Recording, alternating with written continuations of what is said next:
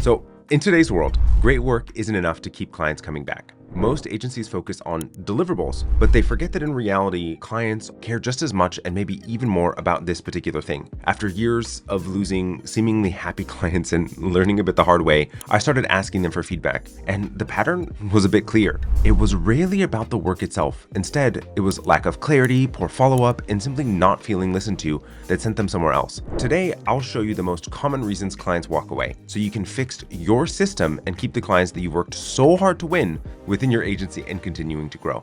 The way that I'm going to go through this is that I want to break down for you this versus that contrast of the way that we ultimately see things and how it is that we should be adjusting and making things better to allow for things to function appropriately. So the way that most agencies think is that a polished project is ultimately the priority. But the reality is that clients care about fast, clear, and frequent updates much more. So there's been so many examples where when working with agencies, the clients end up being unhappy because they feel like the agency ultimately disappeared, working internally, trying to get things done to come with this big reveal. But the reality is what clients want is collaboration. They actually want to see themselves within the work that is being produced. They actually want to be part of the process. They don't want to be surprised. I mean, generally speaking, I don't like to be surprised with something that I'm paying a lot of money for. I want to know the direction that it's headed. I want to know that it isn't going off kilter. I want to know that it's actually on the tracks. And so the only way to be able to allow for that to happen is by having conversation with your clients. If you're not in conversation, collaboration,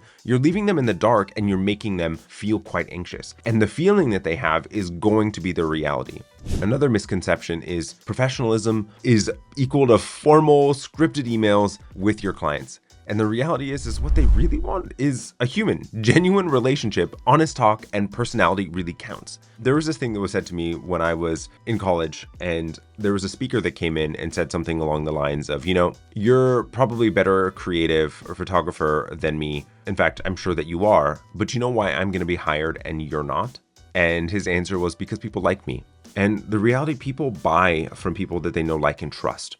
And you need to be honest, you need to be candid, you need to be a strategist, you need to be there as their confidant. And if you're not there personally and you're not there showing up, not trying to be this like a robot version of yourself, but actually who you are as a person is how you're going to build the most meaningful relationships. You haven't built meaningful relationships in your personal life by being very professional, by thinking through every single word that you ultimately say, by being very manicured about everything that happened. You build more meaningful relationships by being genuinely yourself and actually being a bit more candid. Another misconception is just answer questions when they're ultimately asked. The thing is, if clients knew what they should even be asking in the first place, they wouldn't need you actually. So what your responsibility as an agency owner is you need to be anticipating needs, you need to flag issues early, you need to be having more conversation, and that if you're not doing this, out the door. And no wonder, really. Because they could go find someone else a whole lot cheaper or engage with AI to allow for the work that you're ultimately doing if they are going to be the ones that are prompting the situation. If they're the ones asking the questions, they're the ones guiding. If you're not guiding, you're not anticipating, you're not the one solving the problem in advance, you are creating for your inevitable demise in this relationship. And you really should be thinking about the experience, not just the end product. And then this really dives into the next one of details are for the agency and not for the client. And you could not be more wrong. So the thing that I end up seeing, and this happens from creative presentation to the way that we onboard to all sorts of different pieces in the relationship.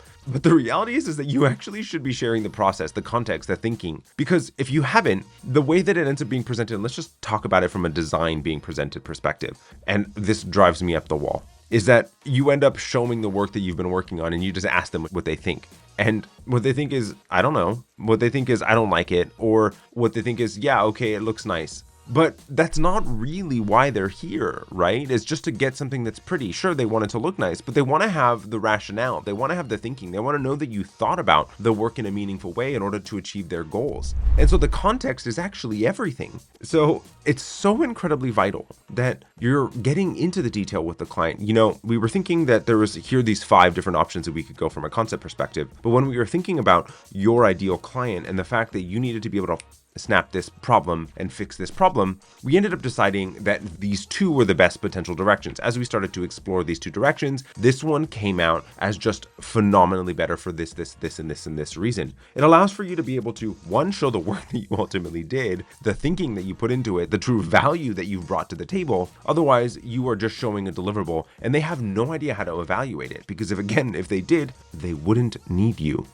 Another piece is that they just want to be able to meet their deadlines. Yes, but that is incredibly table stakes. The thing that they really want is they want more transparency. They want to know that you're there fixing mistakes, that you're being reachable, that you're accessible. And the reality is that someone here is looking for a partner. We talk about this all the time in this industry, is that we want to have more of a partner relationship with our clients, and we don't actually treat them like a partner. We treat them like we are a vendor that is delivering something at the end. And yet we wonder why.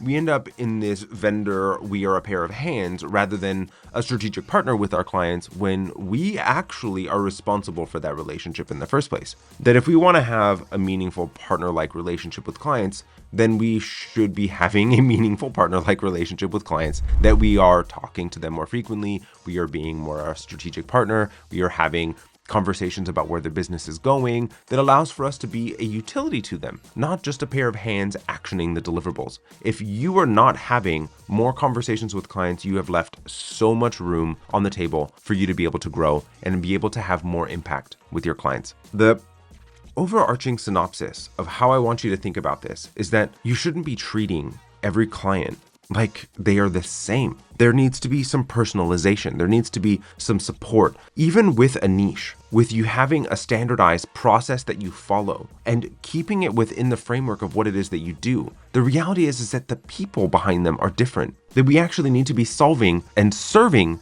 the people, solving their problems and serving the people. If we are not doing that effectively, we're not recognizing the human that we have a relationship with here. We have left so much to be desired. We, no wonder, end up making them feel like they were ignored, like they were not cared about, like they were just being treated like a vendor-client relationship. You need to humanize your experience, allow for them to feel better about it.